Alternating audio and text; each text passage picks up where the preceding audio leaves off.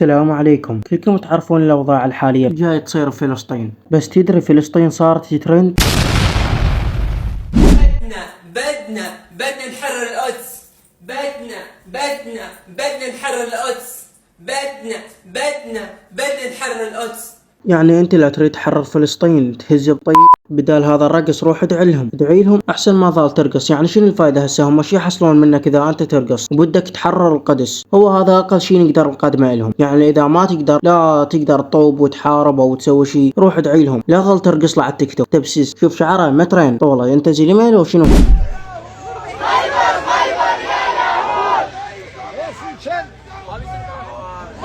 محمد هنا موجود.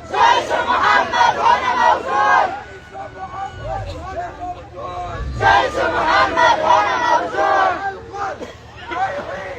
يا اخي والله ذولا ما رايحين يحررون القدس، ذولا رايحين شوف، خصوصا ذولا اللي يصورون، يعني اليوتيوبر او التيك توكر. هو اهم شي من بين هاي الحرب وهاي ياخذ موبايله ويا ليش على مود هناك يصور المن يجي يراون الناس بان ها والله انا رحت وساعدت فلسطين. ساعدت فلسطين بمن؟ شنو طقيت صور مثلا؟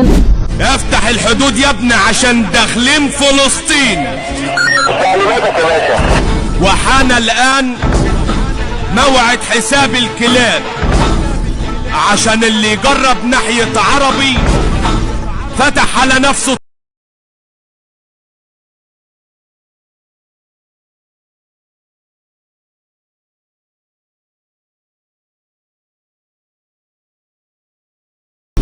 انت لا ظل لابد بالبيت وتنشر لي فيديوهات، اطلع وسوي شي، لا ظل تهايط. ثاني يوم بعد يشوف وشك يعني يقول هذا مال واحد مسلم او يريد يحرر القدس، انت اصلا يشوفك يقول واحد داعم. واسرائيل الصخل ابن الصخل، ويا ابو امريكا الطلي ابن الطلي. الله لو سمعنا تغريده او فتوى سوف نزلزل الارض تحت اقدامكم، والله على ما اقول ذلك.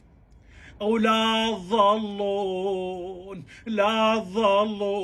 لو طبينا انتو لا تظلوا. لا على والديك اسرائيل بويا، لا تظلون لو طبينا احنا لا تظلوا. شوف انت اولا مقتنع بروحك بشر، ضع شعرك كأنك كنفذ، هاي اول شي. وثاني شي انت جاي تستهزئ بهذا حكيك غير، جاي تستهزئ بفلسطين وتستهزئ بالدين، يعني هذا تمثلت كله على مود الطش. بحب إسرائيل. بحب إسرائيل.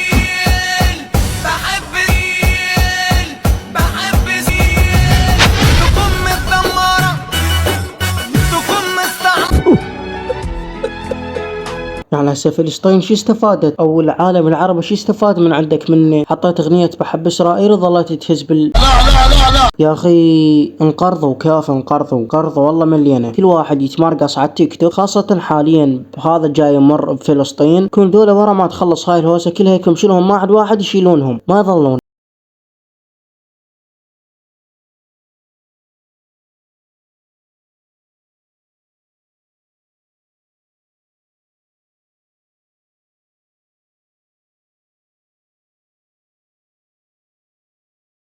ها تبكين عليه فلسطين لو لين المشاهدات نازلة؟ يا اخي والله ما ادري ايش اقول لك يا اخوان، حكي صح لو غلط؟ يعني انتو شو تقولون على هاي المقاطع كلها؟ انا متجاوز، هل هذا الشي غلط لو صح؟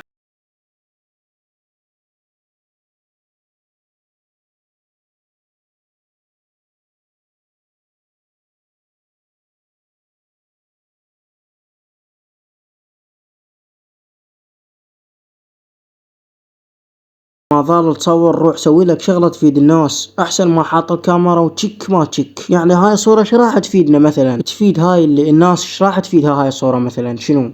انا اقول لك هو يصور على مود شنو؟ على مود يثبت للناس بان انا رحت وسويت شي لفلسطين وقدمت لهم.